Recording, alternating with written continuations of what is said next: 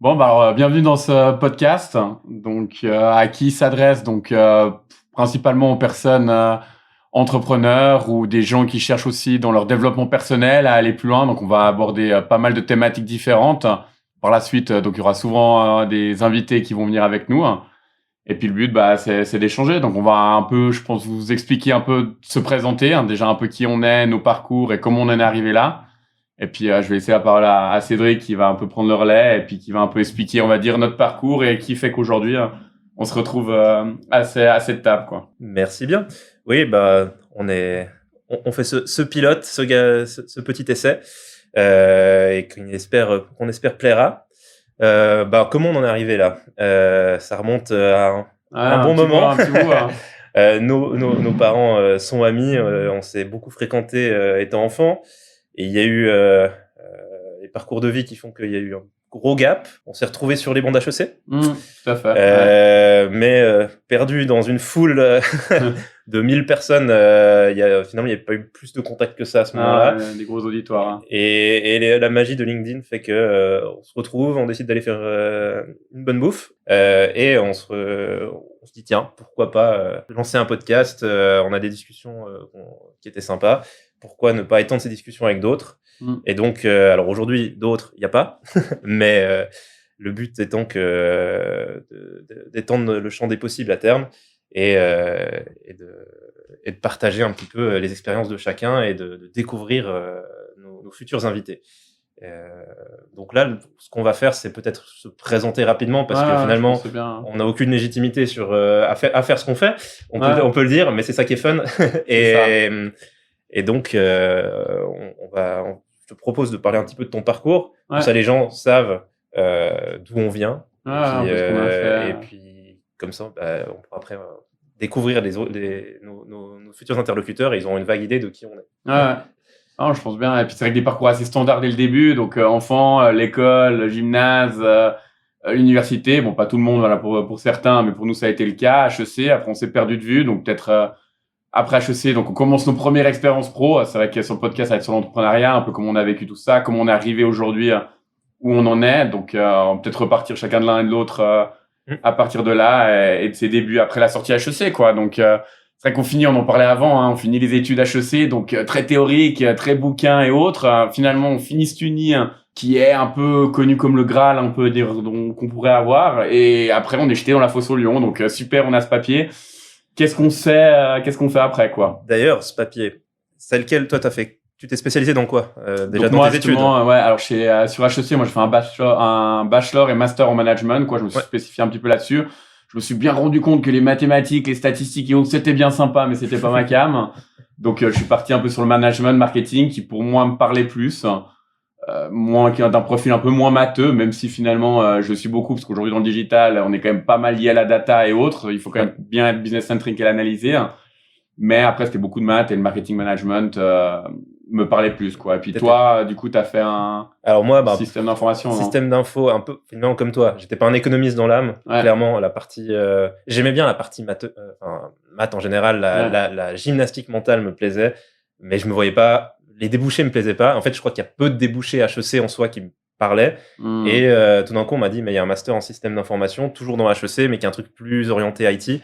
Et j'y suis allé plus parce que je pense qu'HEC était un choix par défaut. Et que c'était un truc un peu différent. Je me dis, essayons. Ça m'a beaucoup plus plu que le bachelor. Et après, il y a la sortie. Finalement, tu sors, même si les unis essayent maintenant d'être un peu plus dans le pratique, de s'insérer dans la vie, dans la vie réelle, ça reste de la théorie. Le but, quand même, premier de l'uni, c'est aussi de former des chercheurs qui vont faire des doctorats. Enfin, voilà. Et c'est normal. Mais du coup, tu sors de là. Et moi, en tout cas, ce qui m'a marqué, c'était, je savais pas du tout quoi faire. Je savais, et même, j'avais pas forcément toutes les clés. J'avais fait des boulots d'étudiants, des choses comme ça, mais finalement, où aller chercher et comment savoir si ça va me plaire? Il y avait alors les grands cabinets d'audit qui viennent te faire des présentations, des choses comme ça. Il y a des journées de formation, des journées où ils viennent présenter un peu les boîtes, mais ça reste très... Tu découvres une boîte, mais tu découvres pas un métier. C'est ce que tu pourrais dire sur un site, quoi. C'est ça. Et les entreprises, c'est normal, elles viennent chercher, leur but c'est de chercher des talents, de se présenter, c'est pas de présenter des métiers. Et finalement, je sais même pas si tu peux présenter un métier et encore moins dans le monde d'aujourd'hui, sortir en disant ça va être je vais être product owner, surtout quand tu sors d'HEC, t'as pas un métier bien défini. Et donc, en ce qui me concerne, du coup, le parcours, ça a été l'entreprise familiale, un peu très par hasard, en fait, au final, pour une mission à la base d'une semaine, qui s'est transformée en mission de quelques mois, pendant que j'écrivais mon mémoire de master, et qui a duré, j'ai fait 7 ans. Et toi aussi, tu as travaillé dans une entreprise familiale. Aussi, et comment tu l'as vécu? C'est toujours un peu le truc. Bon, faut savoir aussi que mon père, il est entrepreneur. Donc, moi, c'est vrai que c'est quelque chose voilà, on a envie de voir ce que c'est, on a envie. Puis, il a racheté il y a peu une boîte d'électricité. Donc, c'est l'électricité qui est une bonne entreprise, on va dire, lausannoise. Il a racheté ça. Et puis, du coup, il y avait cette envie d'aller voir. On savait que c'était un entrepreneur. Et puis, toujours l'envie de se dire, je vais travailler avec papa, quoi, voir un peu ce que c'est. Il va sûrement m'apprendre des choses. Et apprendre. Et finalement, je me suis rendu compte que moi j'ai des compétences que j'ai développées au fil des années en digital et que finalement c'était assez intéressant. Donc finalement moi au sein de l'entreprise je développe la partie digitale, lui continue avec la restructuration, mais il n'y a pas eu ces synergies qu'on a réussi à créer, cet apprentissage qu'on veut. Donc c'est toujours on se dit il y a une entreprise familiale, j'ai une chance de pouvoir l'intégrer, c'est super, mais après c'est aussi des fois à double tranchant quoi. Ça peut bien se passer comme des fois mal. Alors moi je dirais pas comme mal.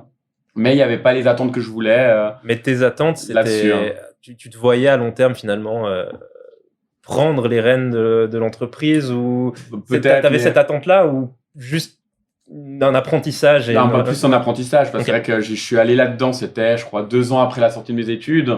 Donc, on se voit pas direct. J'ai pas en tout cas la prétention de me voir patron de boîte et autres. C'est aussi un domaine qui pas forcément m'intéressait, un domaine d'électricité, installateur électricien.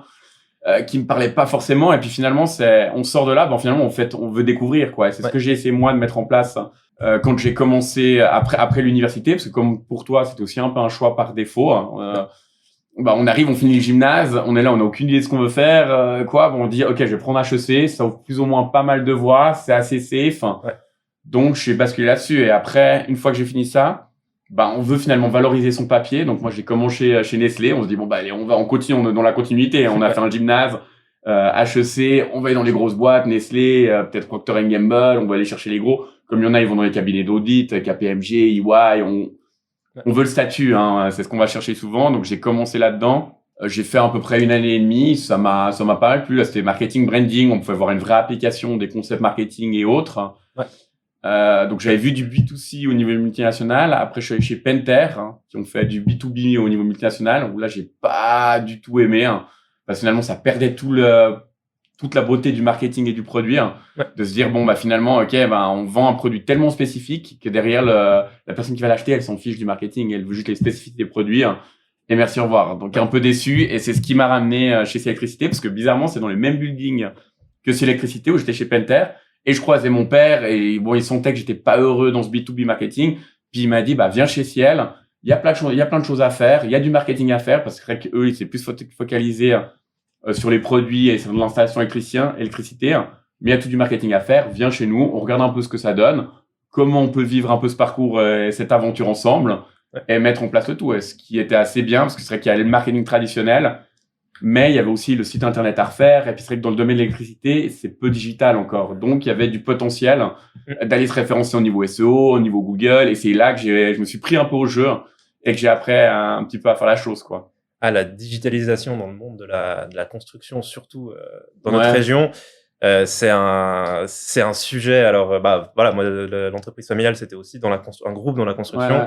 Alors moi, j'étais pas forcément de la partie marketing, parce que j'ai pas forcément de compétences spécifiques là-dessus. C'était plus déjà juste de l'ERP, du suivi de data extrêmement basique, de savoir qui a fait quoi quand. C'était des sujets qui étaient, finalement tout était papier, et d'amener le digital dans des milieux qui en plus n'en veulent pas forcément, ou en tout cas, ils voyaient pas la plus-value, parce que ils pensent tout de suite grosse entreprise tech, usine à gaz, et surtout perte de sens de leur job. Et donc d'arriver à amener du digital, et finalement digital ou non d'ailleurs, de la plus-value à leur activité sans qu'elle perde de sens, c'est un challenge. Et clairement, en sortant des études, moi j'étais très fonceur, c'est ça qu'il vous faut. Et j'ai clairement fait au début des erreurs de jeunesse, mais finalement qui ont donné un truc qui était pas si mal. Je peux pas dire que je ne sois pas fier de ce que j'ai fait ces années-là, mais c'est un apprentissage aussi finalement de se confronter à la vision des autres et à ce milieu, on va dire qu'il y a peut-être pas la même vision, qu'il y a peut-être pas le même mindset. Et nous, on sort d'HEC dans un truc en disant, OK, surtout là, c'était la trend il y a 10 ans. La digitalisation, il en faut, c'est ça la clé. Comme aujourd'hui, finalement, c'est l'IA, c'est ça la clé. Je pense qu'il y a l'IA, par exemple, on peut l'amener dans ces entreprises. Et il y a certainement une plus-value, mais on va pas tout remplacer par de l'IA. Comme la robotique, il y a 15 ans, il y a 15-20 ans, les gens disaient les ouvriers, ça va être des robots. On n'a pas de robots sur les chantiers aujourd'hui. C'est clair. Par contre, on arrive peut-être gentiment à des réflexions sur les exosquelettes, sur au niveau plutôt, on va dire, santé au travail, qui peuvent être super intéressantes. Donc, c'est comme toujours, c'est des évolutions qu'il faut amener avec du recul et en écoutant les peurs des gens. Parce que si on arrive à y répondre, exactement, on amène la plus-value. Ce que j'allais dire, moi, la première barrière dans le digital, dans l'IA que je vois des gens, c'est la peur de l'inconfort, de cette aventure, de quelque chose qu'on ne connaît pas. Et il y a beaucoup de réticence là-dessus, de se dire finalement ils ont ce confort parce qu'ils savent ce qu'ils font aujourd'hui, ils connaissent. Et puis là, on va leur amener quelque chose de nouveau, qui est nouveau, qu'ils ne connaissent pas. Et même s'ils vont être plus efficients, il faut changer quand même de cette position confortable, apprendre quelque chose de nouveau. Et puis il y a beaucoup de barrières souvent là-dessus. Donc pour moi, il y a un gros travail à faire sur le côté éducationnel, finalement de participer à la chose plutôt que d'apprendre la chose, quoi. Oui, puis de trouver les gains. C'est vrai que si on regarde, c'est des révolutions comme la révolution industrielle. Toutes ces révolutions, finalement, la révolution industrielle, je suis pas sûr que... Alors oui, l'économie globale s'en est mieux portée. Il y a beaucoup de métiers qui ont une grosse perte de sens. Et les gens, ils ont appris ça. Toute leur vie à l'école, on dit révolution industrielle, on est passé de l'artisanat au travail à la chaîne. Alors, au niveau économie, c'est magique. Au niveau, les petits métiers d'artisan qui sont quand même un rêve encore pour beaucoup de gens, ils n'existent plus à cause de ça. Donc, si on arrive avec quelque chose qui est présenté comme une nouvelle révolution, ce qui est le cas, il faut juste que les gens voient qu'on peut en faire une révolution, on en fait ce qu'on veut. Et elle va certainement leur faciliter la vie, elle va peut-être aussi leur changer le sens de leur job, c'est sûr, mais elle va aussi leur faciliter la vie. Et elle n'est pas forcément mauvaise, il faut juste trouver la bonne place à leur donner au sein de son activité et de sa vie. Et après, peut-être que après c'est des questions plus politiques, mais quelle législation on met là autour? Et ça, c'est un débat sur lequel on pourrait passer des heures, et qui n'est pas forcément le débat du jour, mais voilà. Donc d'amener finalement pour revenir à ça, c'est que d'amener de sortir des études et on te dit tu sors d'HEC, tu es manager, et d'arriver là-dedans avec cette préconception, c'est presque un peu dangereux finalement, parce que tu as l'impression de pouvoir tout imposer et d'avoir la solution ultime, alors que pas du tout. Il y a la fougue, on sort des études, on a été très valorisé, on dit on a fait HEC, machin. Et moi je me disais aussi, c'est bon, j'ai mon papier HEC, tout le monde va vouloir, on va venir me chercher et autres. C'est ce qu'on nous dit. Voilà, c'est ce qu'on nous dit, c'est ce qu'on nous fait croire. Alors que finalement, quand on arrive à la fin de HEC, en fait, on a le papier requis pour, mais après, il y a quand même tout à faire. Et c'est pas si facile que ce qu'on nous fait miroiter. Il y a une expérience à construire. Ah, mais c'est ça, ouais. Et en ce qui me concerne, justement, je l'ai construit dans la société familiale. Et justement, je suis arrivé peut-être avec ce mindset, j'ai énormément de choses à apporter. Et en même temps, à prouver. Parce que les gens, tu sors d'HEC, tu sors de n'importe quelles études, tu arrives et tu veux révolutionner le quotidien de quelqu'un, ça fait 25 ans qu'il bosse comme ça. Exactement. Déjà, c'est pas évident. Si en plus, t'es le fils du patron, il se dit, mais est-ce qu'il a vraiment les compétences qu'il dit? Et donc, c'est vrai qu'à rebours, je pense que j'aurais aimé faire quelques années d'expérience ailleurs pour arriver en disant, non, mais je l'ai fait là-bas, ça a marché. Parce que j'aurais fait certainement plutôt la même chose, j'aurais peut-être eu plus d'arguments pour des fois débloquer des budgets, pour convaincre les gens.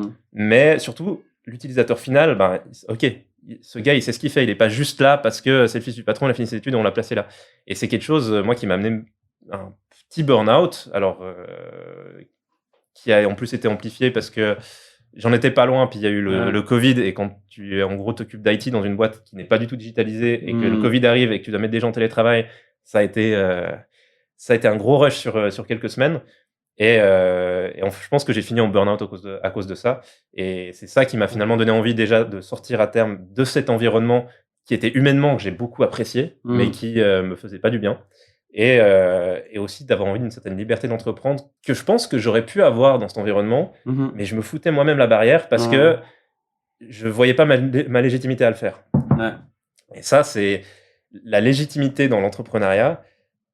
C'est une question beaucoup trop de gens se posent, alors qu'en fait, on est tous légitimes à le faire, on a tous des compétences, on a tous le droit de se planter aussi quand on commence un truc. Et c'est un peu c'est ça qui est intéressant finalement. C'est pas les histoires de ceux qui réussissent, ça fait rêver. Les histoires de ceux qui se plantent, c'est ça que je trouve super intéressant. Pour moi, c'est aussi dans une culture occidentale, parce qu'on pointe beaucoup du doigt l'échec. C'est rassurant pour les autres de se dire bon, moi je l'ai pas fait, mais lui il s'est planté, heureusement que je l'ai pas fait moi. Oui, alors et puis à l'inverse, quand quelqu'un il réussit, c'est il a de la chance. On essaye, il y a énormément de biais psychologiques et humains où on essaye de s'auto-rassurer et ce genre de choses, quoi. Et puis j'aimerais justement rebondir dans le truc que tu disais de l'entreprise familiale où tu aurais aimé faire une expérience avant externe et finalement de se dire pourquoi commencer par qu'est-ce qui t'a poussé à rejoindre une entreprise familiale? Est-ce que c'est parce que moi j'ai un peu étudié tout ça et c'est vrai qu'il y a quand même une facilité d'aller dans la boîte familiale parce qu'on sait que directement on est pris. C'est rassurant parce qu'on la connaît déjà, parce que ton père il en parlait déjà à la maison, donc tu connais un peu déjà même peut-être des employés, job d'été, tu connais la terminologie le vocabulaire un peu de l'entreprise. Donc c'est vrai qu'il y a tout ce côté rassurant que finalement l'humain veut prendre. Et moi je l'ai eu aussi personnellement. Et c'est vrai que, et moi justement je disais, quand on est jeune, jusqu'à 18, on se construit. Donc on va vers ce qui est rassurant, ce qu'on connaît et machin, on cherche du confort. Et finalement, je pense que une fois qu'on est arrivé à un certain âge, un certain seuil, vers la vingtaine et autres, il faut aller plus loin. Et il faut aller chercher cet inconfort et se mettre dans des situations qu'on connaît pas. Mais c'est vrai que c'est plus simple d'aller dans la boîte familiale où on sait qu'il y a papa qui est là, on connaît le vocabulaire, on connaît quelques collègues, on sait déjà de quoi on va parler et de ce qu'il fait, que d'aller dans un truc nouveau où on connaît personne, où faut prouver. C'est un inconfort, mais c'est aussi dans l'inconfort qu'il y a la capacité et la possibilité d'évolution, mais qui est des chemins moins confortables, moins rassurants. Ouais. En fait, pour moi, alors je pense, in fine, c'était du confort. Mais en fait, ça s'est dessiné un peu bizarrement. À la base, c'était une petite mission où c'était, et en fait, à la base, j'étais plutôt en mood justement, je veux pas rentrer dans l'entreprise familiale. Et c'est un des collègues à mon père et à mon oncle qui est venu me dire, mais j'ai ce truc-là, j'ai cette question, je sais pas la résoudre, est-ce que tu peux venir juste une semaine m'aider? C'était sur une question, ça c'était le directeur des achats en l'occurrence, et qui ne touche rien à l'informatique. Et il devait s'occuper de renouvellement de serveurs, qui, in fine, était un sujet que je maîtrisais très, très moyennement. Donc, je me suis aussi entouré pour cette mission d'une semaine. Et en parallèle, mon père traversait une période plus délicate parce que on avait perdu mon grand-père. C'est quelqu'un qui est quand même sujet au burn-out, enfin, à l'épuisement professionnel. Et il était dans une période comme ça. Donc, c'était aussi... Et j'écrivais mon travail de master. Donc, j'étais occupé à 40% sur l'écriture, mais après, il y a un moment donné, il y a des ping-pong avec le prof et il y avait du temps libre. Donc tout ça a fait que finalement je suis allé travailler à la base l'idée c'était de décharger mon père pendant quelques temps. Et puis finalement il y a des sujets qui se sont mis et puis voilà, ça s'est fait naturellement. Et je pense que ça s'est fait, c'est resté aussi longtemps parce que j'avais dès le début cette peur de la légitimité et parce que c'est pas des discussions que j'ai eues avec mon père et mon oncle qui étaient les deux boss, mais avec quelqu'un d'autre de la boîte qui est venu m'en parler. D'accord. Mais ça n'a pas suffi après en termes de légitimité et d'avancée personnelle. Voilà. Mais je suis pas sûr. Je pense que j'aurais fini quand même parce que j'étais pas non plus. J'avais envie de prendre des risques, mais je les prenais pas. Donc je pense qu'à terme, j'aurais fait quelques mois à chercher, à me questionner. Et finalement, je pense que ce serait eux qui seraient venus me chercher en disant ok, fais ta première expérience ici plutôt que de zoner. Parce que je pense, j'imagine, ça aurait dû se finir comme ça, ou alors j'aurais trouvé un projet cool, mais qui me serait un peu tombé dessus. J'étais pas assez proactif. J'étais clairement pas assez proactif. Si je regarde pendant les études, les choses me sont... Tu penses pas, ça c'est une fausse croyance qu'on a justement d'HEC et autres, que tout nous tombe dessus, vous allez réussir, et on se dit, on est des superstars, les doigts levés, et on va y arriver, puis vraiment on se rend compte que, non, on n'est rien, on n'a pas d'expérience, on commence en junior stagiaire, et qu'il y a tout à prouver, qu'il y a tout à apprendre, qu'il y a de l'expertise à faire, et puis que nos cours et nos machins, ça ne sert pas à grand chose. Et je vois souvent, il y en a qui ont peut-être du mal, parce que peut-être les stars un peu d'HEC à des 5,5 de moyenne, premier de promo, machin, les meilleurs, et puis ils arrivent, et finalement, on repart tous du même endroit, et il faut prouver, et puis finalement, c'est d'autres compétences qu'il y aura à faire, santé. Merci. Et à l'inverse, peut-être où avant, c'était beaucoup des compétences intellectuelles, de recracher des savoirs, d'apprentissage et autres. Dans les entreprises, il y a plein de choses différentes. C'est managérial, c'est de comprendre les autres, comment travailler avec les autres, et c'est plein d'autres compétences diverses qu'un profil doit avoir autre que et pour moi, je le vois assez d'HEC, c'est apprendre et recracher, quoi. On nous apprend bien à apprendre et recracher, quoi. Oui, et puis même quand on te parle, t'as des cours plus entrepreneuriales, on te parle d'entrepreneuriat, on t'apprend à faire finalement le back-office, à structurer ton idée et tout. On t'apprend pas à prendre le téléphone Mais c'est quelque chose qui ne s'apprend pas d'ailleurs. C'est pas un reproche à HEC parce que tu peux pas apprendre à prendre le téléphone et passer tes journées à faire des appels. Tout à fait. Voilà, c'est pas des compétences que tu peux acquérir sur un banc d'études. C'est un truc, tu dois le vivre. Et je me rends compte, moi, que tu dis ça, pour prendre le téléphone comme c'est fou. Parce que donc, du coup, moi, j'ai lancé pas mal de projets. Donc, alors ça, c'est super. On a l'idée, c'est génial. On veut révolutionner le monde, on veut faire le truc. Rapidement, moi, je suis pris dans cette euphorie de l'idée. Donc, j'ai un peu des compétences. Et aujourd'hui, avec l'IA et autres, comme on disait, on est bien aidé. Il y a plus besoin de toute une équipe. On arrive à lancer, de partir de l'idée à la viabilité du projet. Par contre, une fois qu'on a le projet, derrière, faut aller le vendre. Et on revient, faut prendre le téléphone ou appeler ou faire des publicités ou machin, mais montrer son produit. Et puis là, il y a de l'investissement et de toute idée, elle vient pas, les gens, ils vont pas venir à notre idée. C'est souvent l'idée, qui doit venir à eux, plaire. Et puis si ça convainc, et derrière, ils vont adhérer à l'idée, quoi. D'ailleurs, ce que tu dis, je rebondis sur ce que tu dis là-dessus parce qu'il y a un autre aspect, c'est de confronter ton idée à ton public. Et justement, avec l'IA, de pouvoir de plus en plus faire des projets seuls, en fait, tu confrontes de moins en moins ton projet, même à tes équipes ou à tes partenaires de projet. Et donc, c'est aussi un truc, on t'apprend la théorie en disant il faut faire des études de marché, des trucs qui, dans la vraie vie. Alors oui, peut-être dans un grand groupe, t'arrives à faire des études t'arrives à avoir des équipes, mais si tu commences dans la vraie vie à lancer ton projet, tu vas pas pouvoir faire une étude de marché. Tu vas devoir, encore une fois, tu vas prendre le téléphone, appeler des gens, je suis en train de développer ça, tu vas devoir partager ton idée sans non plus trop en dévoiler. Et c'est des trucs qui sont, tu dois le vivre, en fait. À un moment donné, il faut vivre le truc. Et c'est des choses, les unis commencent à s'ouvrir à ça. Il y a les hautes écoles qui te font aussi en emploi. Mais tu peux pas avoir elle académique, elle réelle. Il y a des gens à qui ça convient très bien le pur académique. Pour former des auditeurs, c'est très bien. Et même pour former des entrepreneurs. Mais il y a un moment où il faut quand même pas oublier que, que ce soit le stage ou autre chose, l'expérience, elle est importante. Et que sortir de la culture de la réussite et accepter que ton expérience, elle va te permettre de te planter. Moi, la peur de l'échec, je pense que je l'ai eu et je l'ai toujours. Alors, elle est un peu différente aujourd'hui. Aujourd'hui, la peur de l'échec, elle est plus parce que je suis père de famille. Donc, c'est plus l'échec financier qui me fait... Donc, je veux juste pouvoir garder un toit sur la tête de ma fille, même si intrinsèquement, je sais qu'il y a peu de risques. Mais la peur de l'échec que j'avais à l'époque, c'était plus qu'est-ce que les gens vont dire si je me plante. Tout à fait. Et ça, c'est terrible. Le regard des autres, ce genre de choses. Parce que je pense que dès petit, on est conditionné au regard des autres. On veut plaire à papa, on veut plaire à maman, on veut plaire à la société, les amis, on veut briller, on veut être fier. Alors que finalement, moi j'ai appris, c'est être fier de soi-même. Pour moi aujourd'hui, je vois une expérience entrepreneuriale, je me dis, est-ce que cette expérience va me faire du bien? Est-ce que je vais être content de moi? Est-ce que je vais prendre plaisir dans cette expérience? Et est-ce que dans la finalité de ce que j'aurais vécu, je serais fier de moi? Pour moi, si ces deux variables elles sont remplies, good enough. C'est ça. Et si après les autres, on me dit qu'on est fier de moi, et autres, tant mieux. Mais c'est souvent pas le cas, malheureusement aussi, parce que là, l'humain, il est quand même souvent parfois négatif, parfois jaloux, et puis il répercute son propre mal-être sur l'autre. Et encore pire, si l'autre a de la réussite, ça lui fait encore plus reconnaître son propre mal-être et sa non-réussite. Donc ça exprime le truc. C'est impressionnant. Puis si tu regardes dans toutes les strates de la société et de notre façon d'avancer dans la vie, aujourd'hui, il y a beaucoup de gens pour qui, et c'était mon cas à l'époque, d'aller chez un psy, c'est un échec, donc ils n'y vont pas. Et aujourd'hui, en fait, maintenant, je le revendique d'avoir fait de la thérapie. Mais les premières fois, j'y allais, j'en parlais pas et j'avais honte parce que moi, c'était vraiment assumer qu'il y avait un truc qui allait pas. Et d'assumer que quelque chose va pas, c'est tellement pas dans notre culture et encore moins dans la culture entrepreneuriale, dans laquelle on parle quand même que de succès, ou alors on parle de l'échec, de comment il t'amène au succès. Parce que quand on parle de l'échec, il y a des fois on parle de l'échec, on dit Steve Jobs, alors je sais même pas si, ça c'est un on dit, je sais même pas si c'est la réalité in fine, aurait raté des projets avant, c'est certainement vrai, mais il est arrivé finalement. Mais il y a des gens qui ratent des projets toute leur vie, et en fait, de un, c'est pas grave, ça les empêche certainement pas d'être heureux.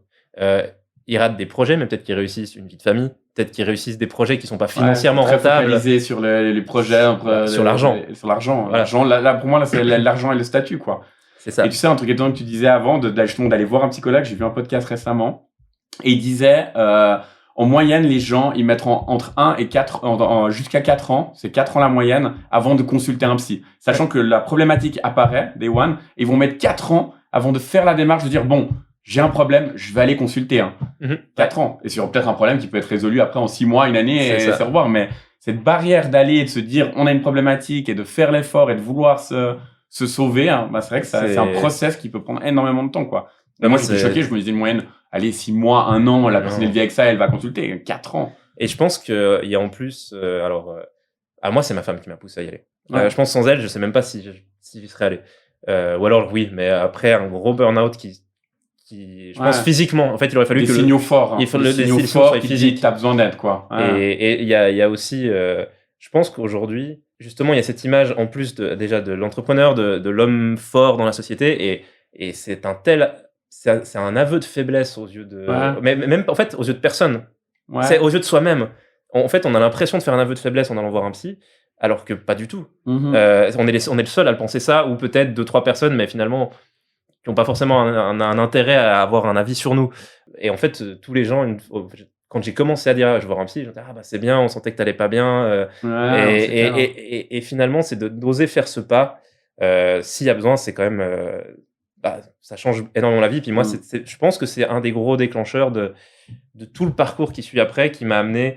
Alors, j'avais déjà des expériences entrepreneuriales plus petites. Typiquement, j'ai des amis qui avaient monté un festival et je les avais rejoints dans l'organisation, mettre en place le concept sécurité.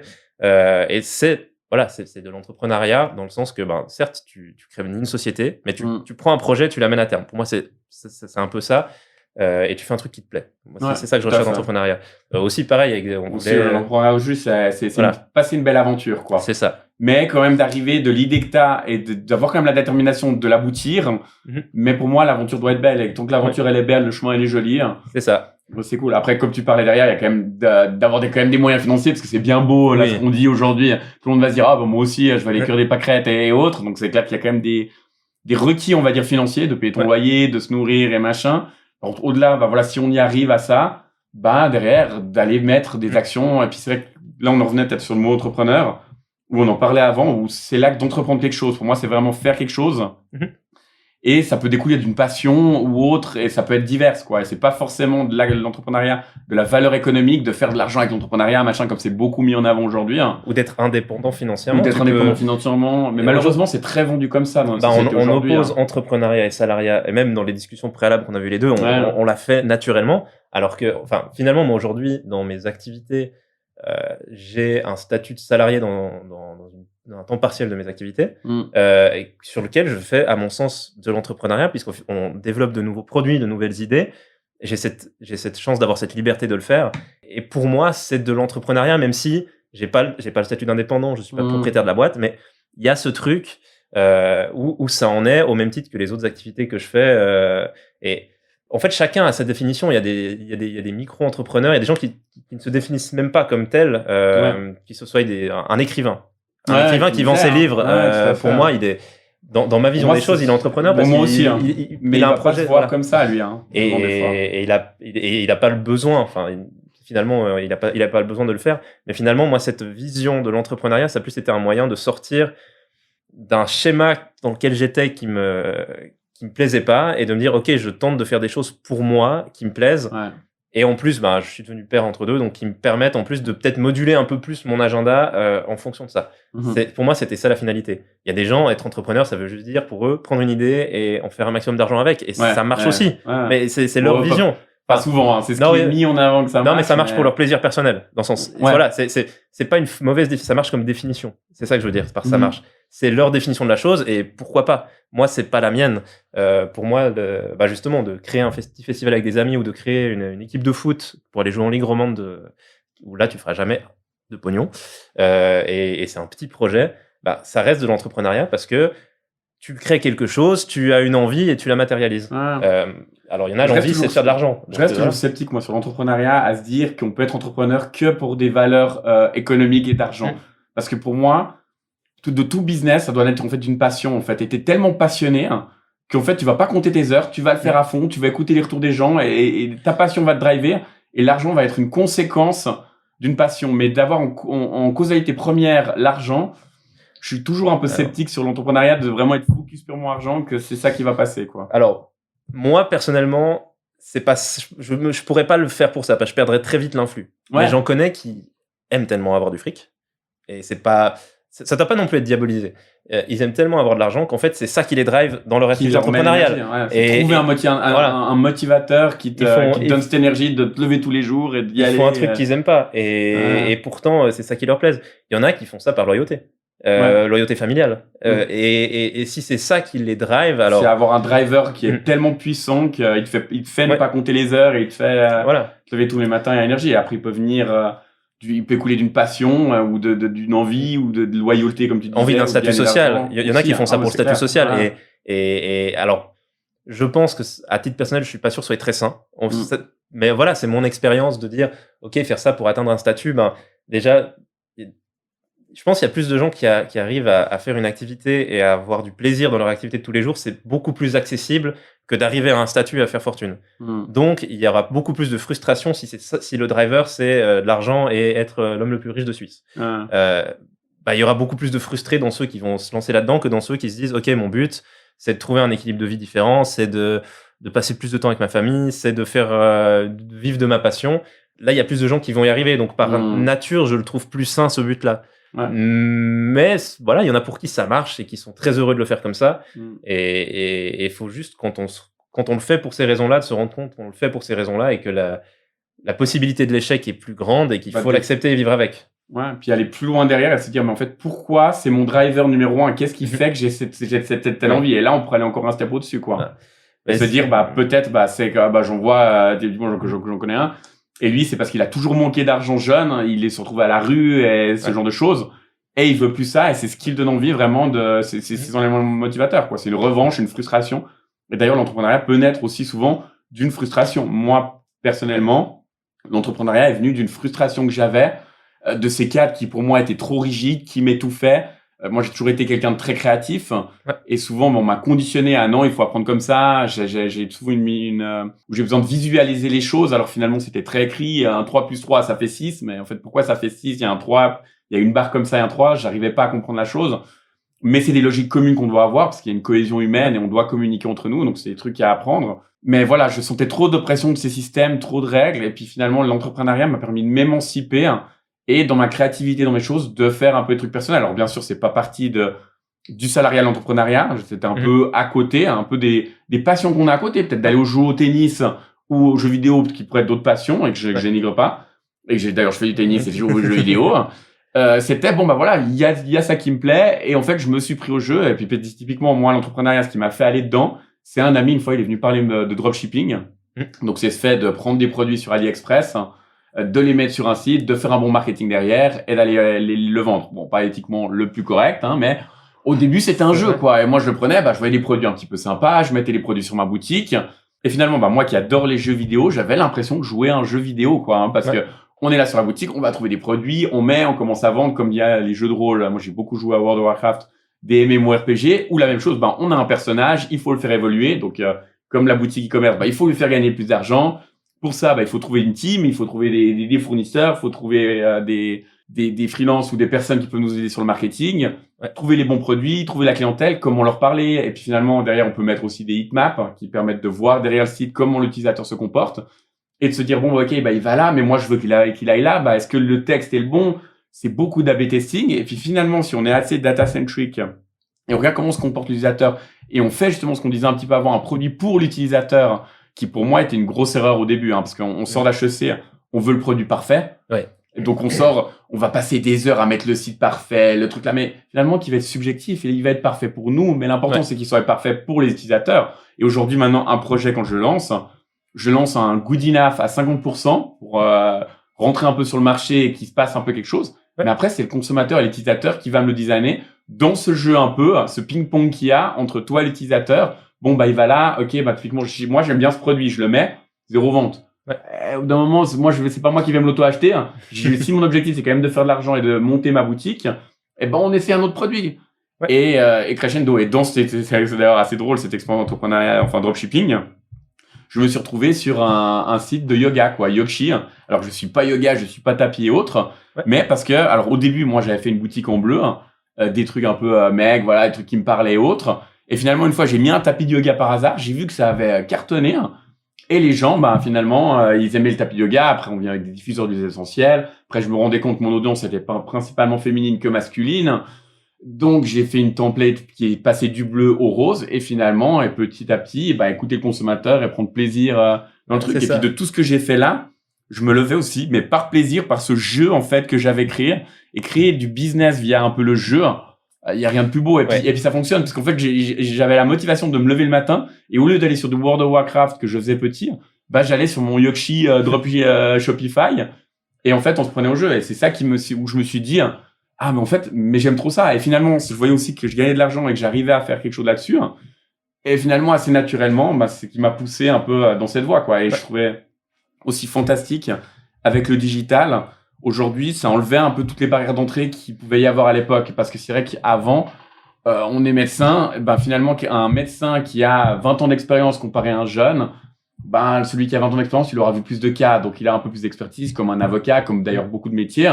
À l'inverse, dans le digital, c'est au plus curieux, au plus innovant qui fonctionne. Donc finalement, c'est ce que je trouvais génial et ce que je trouve encore plus génial justement avec l'IA, c'est que ça remet la balance à zéro et c'est au plus agile, au plus curieux, celui qui est le plus innovant et avant-gardiste et qui va oser prendre des risques, qui pourra passer et aller de l'avant sur des projets, quoi. Et c'est ça que je trouvais beau et qui m'a lancé dans l'entrepreneuriat.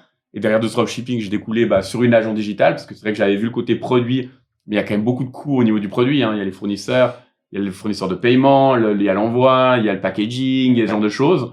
J'avais de là recruté une bonne team de personnes qui géraient au niveau marketing et ads mes boutiques. Je me suis dit, finalement, pourquoi pas derrière aller vendre ces personnes, ce qui m'a fait basculer sur le modèle agence, quoi. Donc finalement, un peu comme je disais des fois naturellement où on est jumpé dans des trucs, finalement assez naturellement aussi, ça m'a fait basculer là-dessus, quoi. Ouais, non, c'est ça, c'est finalement aussi comme tu parlais d'agilité. C'est de s'adapter au marché et c'est de pas trop tomber amoureux de son produit en l'état. Exactement. Et c'est souvent la grande erreur que les gens ont, de tomber amoureux de son produit et de l'idée du produit qu'on veut qu'il soit, ce qu'on a en tête, quoi. C'est ça. Et qu'il évolue. Alors, au bout d'un moment, il faut s'arrêter, il faut dire stop et il faut le lancer. À un moment, je pense que d'ailleurs, c'est ce qui fait qu'aujourd'hui, à mon avis, mais ça, c'est une analyse très personnelle, que dans le marché des smartphones, Android, à un moment donné, a rattrapé son retard sur Apple. C'est qu'Apple était tellement figé dans son idée et Android a innové, et de la même façon, Nokia. Si on monte même avant, pourquoi Nokia s'est fait battre par Apple et Android?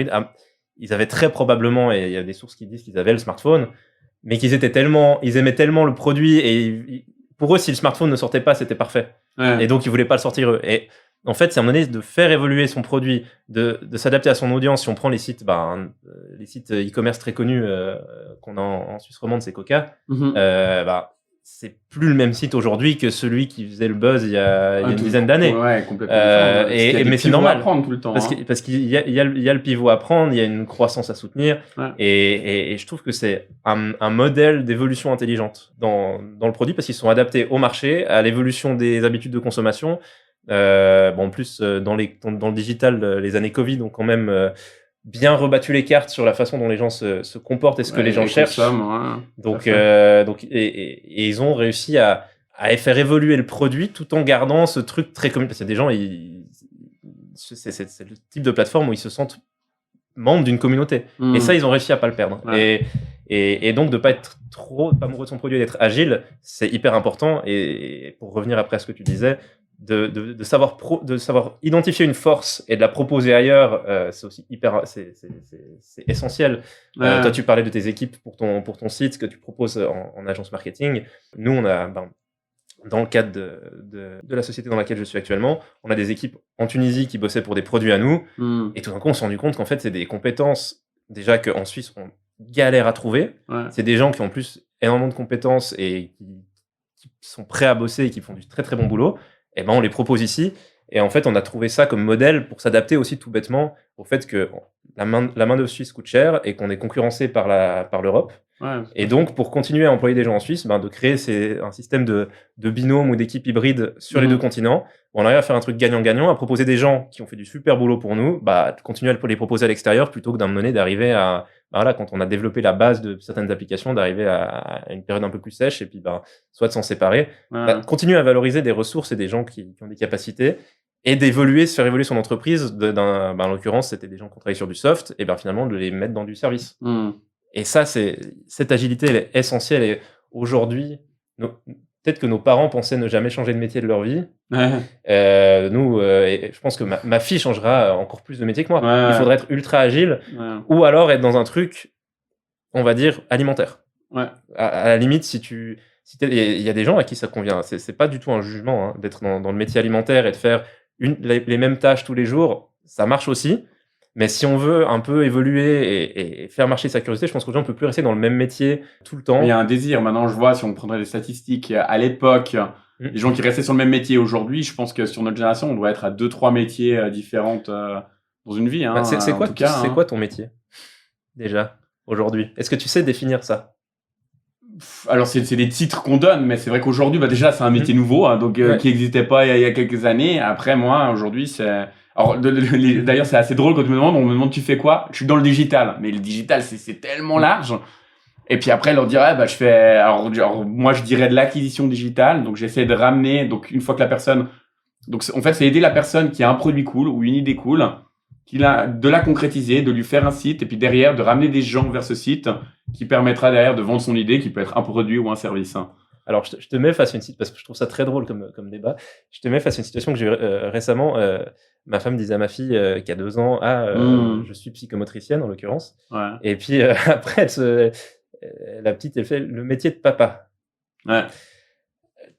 Tu peux pas lui faire cette explication. Alors aujourd'hui, le métier de papa, c'est l'ordinateur et puis elle tape sur un clavier et on s'est arrêté à ça.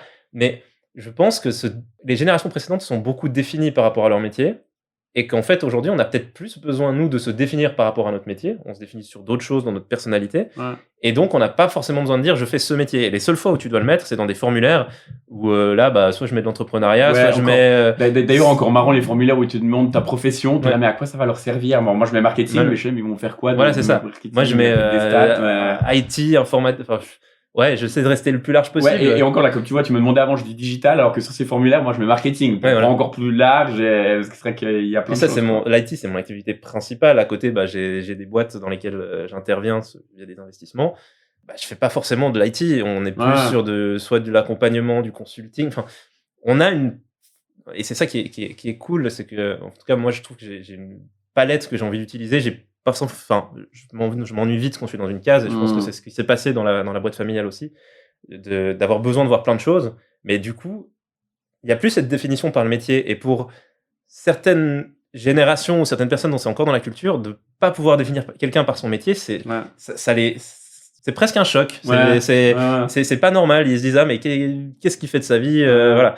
Alors que finalement, moi, la seule chose qui est fixe, c'est père de famille, en fait, aujourd'hui. Naturellement aussi. Je sais pas si tu rencontres quelqu'un, très rapidement, tu vas demander prénom, nom, et la prochaine question que tu vas poser, c'est vous faites quoi dans la vie?